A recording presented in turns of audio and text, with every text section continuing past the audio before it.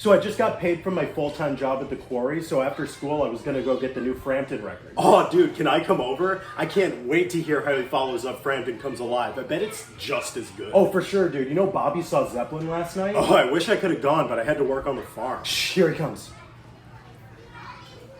What'd they open with? Oh, dude, I couldn't believe it. The song remains the same. Oh, what else they do? Then they did some completely inexplicable choices from the last couple of albums. Then they started Since I've Been Loving You. But then I wasn't sure if that's what that was, because it kind of just felt like they were improvising over a slow blues for 11 minutes. Then they did Dazed and Confused and made a bunch of random noise for like 30 minutes. And then I couldn't believe it. They went back into Dazed and Confused.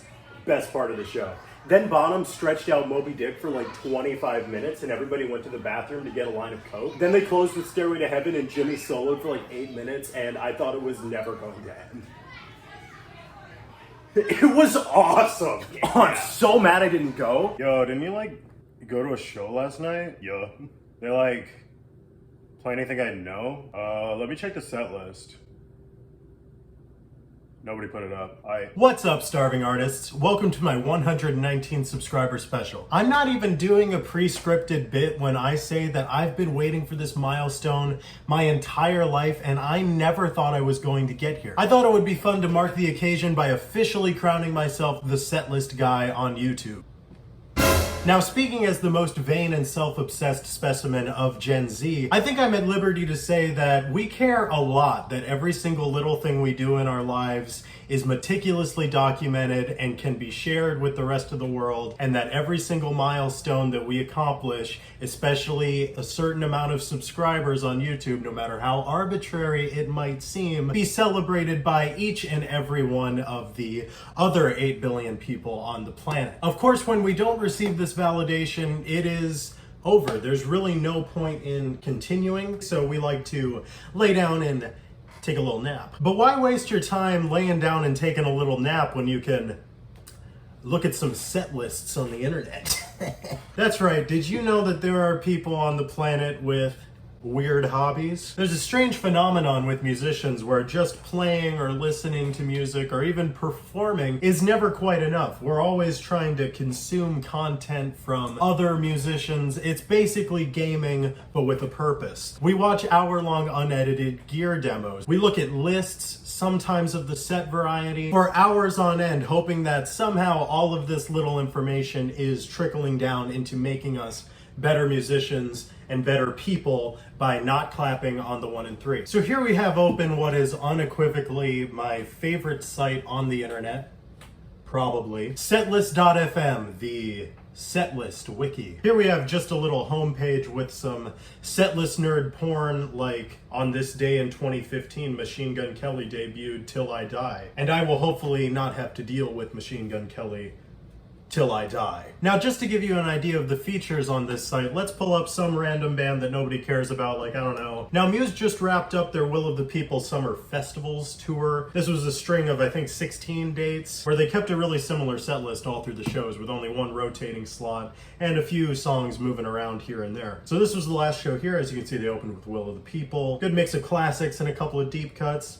Thank God. Every show on this tour is structured more or less the same, with the encore being Kill or Be Killed, which is a new song that hasn't even been released yet, and then obviously closing with Knights of Sidonia, because nobody wants anything else, okay? There's only one song to close with. But where things get interesting is where you can start looking at like artist statistics. Like here's tour stats. There's a few different pages here. Like this is the representation of each album. Representation matters. This is the average set list feature. That must just be some sort of mathematical algorithm determining what the most probable set list is, but it's never quite right. It's gotten a little bit better over the years, especially a tour like this where the sets are mostly the same. It gets really close. But praise the Lord, because machines have not reached the point of being able to perform the same analytics that humans can when it comes to the most important science, which is, of course, set lists. So you can go in here and go to all different tours that bands have done, or go to a specific year, like let's see what they were doing in 2015. The average set list. You can see the lists of all of an artist's songs ranked by how many times they've been played, and all the shows that they've been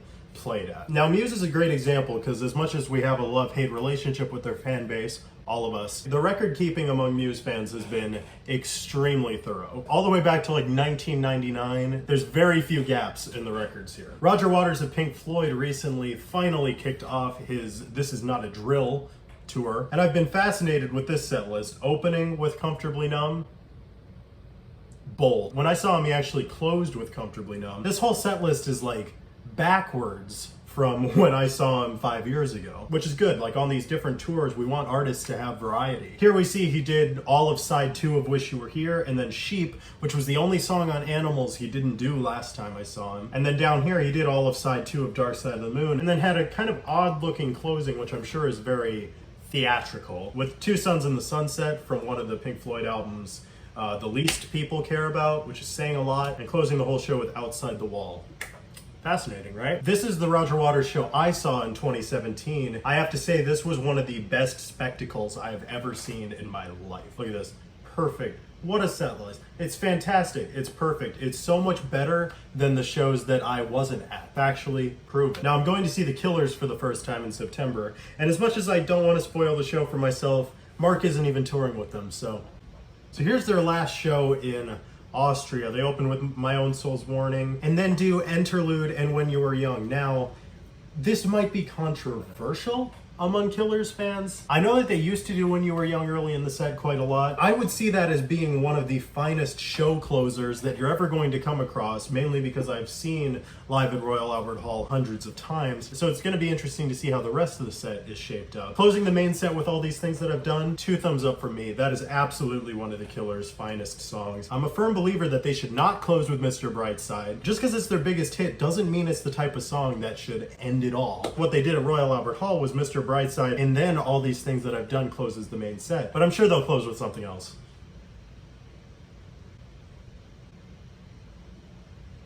Moving on then. Now, of course, everything on this website is community sourced, seeing as it is the Setlist Wiki, and it might shock you to know that Wikipedia is actually community sourced information too. So this obviously results in some artists having much better kept records than others. Independent up-and-coming artists are definitely at a disadvantage, like Sammy Rae and the Friends. Representation matters. If we take a look at their artist profile, you can see that there are only 21 shows even listed on the platform, and most of these are empty or incomplete. Like this here from June 22nd in Toronto, it looks like a full set list, but who are we to say that that's representative of the rest of the shows that they've done? Then again, maybe it's good because it's harder to spoil the show for yourself. After all, I am seeing her in October. Woo! And as long as we're talking about it, please listen to Sammy Rae and the Friends. They are fantastic. The music is hard to categorize, but it's sort of like jazz pop with a rock and roll attitude, and they are definitely one of the best new acts coming up right now. Some of the other inaccuracies that you can spot if you dig deep enough into setlist.fm and waste the prime of your life sitting on a computer researching this sort of thing is basically just people trolling and putting up fake set lists. Like I remember as we were all anxiously waiting for Liam Gallagher's Knebworth set list to drop, I was checking back every few minutes, like you do. And then somebody had the audacity to put the set list up, and I remember looking at it and going, that doesn't look quite right. But one of the cool things you can do is go down to the edits and comments section, and you can look at the whole history of edits. Here we have Scotia1302 says that they were in attendance and decides to absolutely troll us with some complete nonsense. Thank God, because Pugga came in and saved all of us with deleted and reported the troll. But he didn't even do it right. He still left up a bunch of songs that were not played. Then it becomes this whole thing. We have Pugga absolutely roasting Scotia1302 by saying, bored drunken idiot advertising Liam's fan base well. Guilty. And then Scotia decides to put it back the way that he had, and he says, nah, I'm just having a laugh. And Pugga goes, go and do it elsewhere. Get a life. But Scotia insists. He says, look, mate, we've all had a drink. Let it be. And puts it back the way it was again. So then a new player enters the chat, Cluso1506, for some reason, and again removes the troll, and Scotia says, right, I'll stop. Let's see the actual set list. But then he doesn't stop. he does it again! So anyway, it takes absolutely forever for the correct set list to get up, and I watched all of this happen in real time, because I'm living a life that's just so much more exciting than yours. But then at the end of this, our savior, a moderator named Allens, comes in and says, removing unnecessary information. Now that's a really basic, mundane moderator sort of task, but on a lot of these community-based sites, moderators get up to some pretty interesting nitpicking. So the database that Setlist.fm uses is called musicbrains.org. That's Music Brains with a Z, because they're awesome. I've entered a lot of my own musical information into Music Brains, partially as a way to make sure that anybody that does want to look into like who contributed on my records, there is a place where they can actually find a lot of that information. But some of you may know that the Timothy Morris Band's first album, Good Quarantining, was originally released under the artist name Stephen Tim. So I originally had it entered into the database under Stephen Tim. So when we decided to rebrand the album, I tried to change the artist in Music Brains so that it would appear under my artist profile. So I went in to change it and put as my edit note,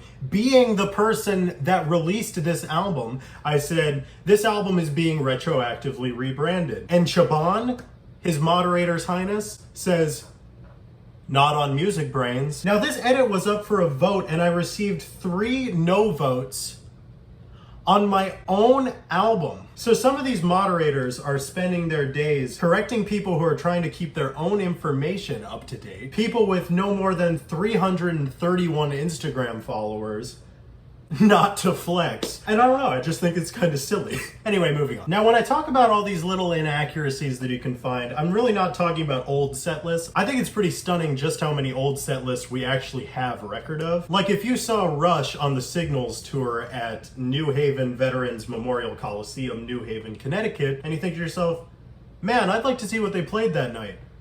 Setlist.fm has got you absolutely covered, my guy. But I'm just saying, I'm not expecting to have like all the records of like Bon Jovi's Slippery When Wet tour. I think it just might be beneficial that we try and keep better records of set lists as we move forward, so that little rat set list historians like me have just a little something to snack on 10 years down the road as we raise the next generation of losers. Of course, keeping set list records is not very easy, because when I'm at a show, I don't want to take out a notepad and just be writing stuff down. I want to be in the moment. I want to appreciate the musical expression that's being bombarded at me, preferably at unhealthy volumes. So like I saw Styx last month in Tinley Park, and it was only an hour 15 set and they did a lot of the stuff that they usually do, so I didn't have much trouble remembering what they played. But somebody had already put the set list up by the time that I got to it, and I looked at the list and immediately noticed they didn't do Reveries, and also this was missing Crash of the Crown and Sound the Alarm. And those are all songs off their latest album, Crash of the Crown, so I kind of understood how it would get mixed up. But then I went to change it, and I swear I kept looking at my list knowing that something was wrong, something tiny. And eventually I kind of got it right and fixed it. But it was weird how just seeing something that was a tiny bit off confused me as much as it did. But I guess that's what happens with little weird obsessions like mine. Sometimes I like to do deep dives into shows that like my parents went to in the 80s and 90s and just see if those shows are documented. Like the first time my dad saw Rush was on the Roll the Bones tour in Tinley Park. And fun fact, it was actually the last show of the tour and the last ever performance of Superconductor. Now, of course, this is a good resource for older shows and like gaining an understanding of a band's history and how their shows have developed over the years. This also makes it really easy to kind of spoil shows that you're going to in the future, especially when you get the sense that they're going to be doing the same set list every night. Especially in those cases, even if I have looked at it, I try to not look at it again by the time I see the shows, so that I don't just have it memorized and I know exactly what's coming. Like that's what I did when I saw Royal Blood earlier this year, is I knew that they were going to be doing the same show, and unfortunately I did have a broad understanding of what they were probably going to play, but there were still some surprises in there because I managed not to look at it too deeply. On that note, what a set list. That was such a great show. Royal Blood are amazing. That was probably my third favorite show I've ever seen. Incredible. Just yesterday was the 6th anniversary of the time I saw Adele. She was doing 3 nights at the United Center in Chicago, and we were seeing her on the 2nd night. So naturally, being the little piece of garbage that I am, I decided to look at the set list from the previous night before we went to the show. That's right, this obsession runs deep. I was 13. Me and Setlist.fm go so far back. I remember seeing that she had closed the main set with Hometown Glory. I have a tendency to assume and actually kind of prefer when the sort of main set closer and the encore remain the same tried and true formula. But then we went to the show and Hometown Glory was 2nd in the set. 2nd. So I tried to ruin that show for myself and Adele didn't let me. She switched it up. incredible. But then there was Muse on the Simulation Theory tour. They had the same set every night for the North American tour. I can never hold myself back from looking at Muse, so I practically had the show memorized by the time I saw it. Would I do that differently now? Maybe. It depends on how my self-control is feeling on any given year. But I don't quite mind knowing what's coming next, because I think surprise and anticipation both bring positive elements to a show watching experience. So you could apply that to how you put together your set list, sort of a mix of surprise and predictability that would keep people engaged at kind of an optimal level in between. Like, that's something that we should strive for. Here it is. The Masters. I just found out that a friend of mine, who shall be named only as Lil Something, was actually at Rage Against the Machine's first show back in 11 years, and he didn't know. I was talking to him and he casually brought up that he saw Rage Against the Machine last night, and I was like, their first show back? And he was like, so if you ever need to check when the last show a band played, or if a particular performance happened to be their first show back after reuniting 11 years later, then you can also use Setlist.fm for that. For those of you interested, here's a quick glance at what Rage Against the Machine played. They closed with Killing in the Name. I'm shocked by that. In the same conversation, Lil Some had a lot to say about Zac Brown Band and what set lists had been uploaded from them. I wouldn't know much from first-hand experience, but he says that Zac Brown Band changes up their set list more than anyone else he knows. And by a quick glance at a few of the set lists, I can definitely see what he means by that. I'm not sure which show it was. I think it's this one that he's convinced is not a complete set list. And as much as I don't have much invested in Zac Brown Band, I have a lot invested in the integrity of setlist record keeping, if you couldn't tell by now. And I think it's insane. I think it's nuts that we should still have all these inaccuracies in such a connected world. So I have a proposal, because I'm tired of the inaccuracies. I'm tired of the lies. It's time for artists to take control of their own setlist destinies. The artists themselves should be keeping track of this as a service to their fans, because we can ask whatever we want of them. All jokes aside on that, if you couldn't tell already, I love the idea of having really thorough records for just people like me who are interested in that sort of thing and want to use idols of theirs as examples of how to build their own shows, and just out of pure interest for the history of an artist as well. And according to my calculations, if each major artist was to hire a specific person to run their setlist record keeping, we could create tens of thousands of jobs and single-handedly pull the economy out of recession.